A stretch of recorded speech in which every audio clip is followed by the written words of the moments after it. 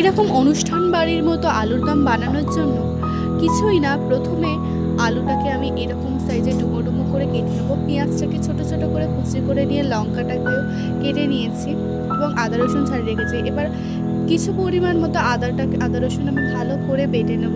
এর সাথে আমি কাঁচা লঙ্কাটাও বেটে নিয়েছি, দেখতেই পাচ্ছ তোমরা।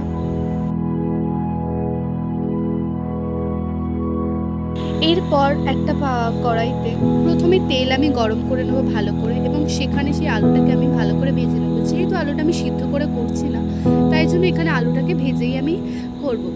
নুন হলুদ দিয়ে আলুটাকে ভালো করে ভেজে নেওয়ার পর লাল লাল হবে উপরের অংশটা। এরপরে সেই আলুগুলোকে আমি তুলে রাখবো এখানে। এরপর সেই তেলে আরও কিছুটা তেল আরও একটু অ্যাড করে তার মধ্যে শুকনো লঙ্কা, তেজপাতা এবং জিরে ফোড়ন দিয়ে পেঁয়াজটাকে আমি লাল লাল করে ভেজে নেব।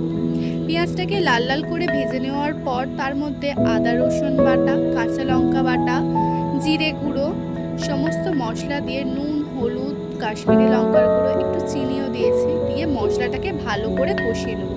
দেখতেই পাচ্ছ এখানে আমি মশলাটাকে কষিয়ে নিয়েছি। আর হ্যাঁ, সেই মশলা কষার ভিডিওটা করা হয়নি, তার জন্য ক্ষমা চাইছি। তো এরপরে মশলাটা যাতে নিচে কড়াইতে না লেগে যায় তার জন্য আমি একটু জল দিয়ে দিয়েছি। মশলাটাকে ভালো করে কষিয়ে নেবো যতক্ষণ না পর্যন্ত মশলা থেকে তেল বেরিয়ে আসছে। মশলা থেকে তেল বেরিয়ে আসার পর তার মধ্যে সেই ভেজে তুলে রাখা আলুটাকে আমি দিয়ে দেবো। এরপর আলুটাকে দিয়ে আমি কিছুক্ষণ মশলাটাকে কষিয়ে নেবো। দেখতেই পাচ্ছ এখানে এবার মশলা তেল বেরিয়ে গেছে। এরপরে আমি পরিমাণ মতো জল অ্যাড করে দেবো। যেহেতু এটা আমি ঝোল ঝোল করছি না, একটু কষা কষা মতন করবো, যেহেতু রুটির সাথে খাওয়া হবে, তাই জন্য দেখতে পাচ্ছ আমি অল্প করে জল দিয়েছি। এরপর ঝোলটা ফুটে আসলে তার মধ্যে বেটে রাখা গরম মশলা দিয়ে কিছুক্ষণ ফুটিয়ে নামিয়ে তৈরি আমাদের আলুর দম।